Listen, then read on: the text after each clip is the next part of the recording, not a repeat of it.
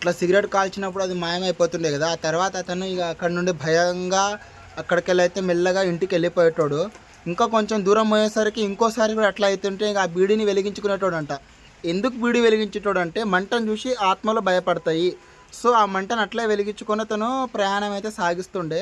ఇక ఇంటికి చేరుకునేటోడు. ఆ మంట ఇంటికి పోగానే ఆ మంట ఆర్పేసి అప్పటికే తన భార్య వచ్చి ఇవ్వండి అన్నట్టు ఇక ఈమె కేకేసేసరికి ఇక ఆమె వచ్చి నీళ్ళు ఇచ్చి ఇతన్ని ఇంట్లోకి తీసుకెళ్ళిపోతుండే.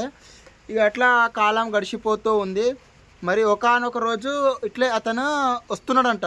ఆ రోజు ఆత్మ అడ్డు రాలేదు.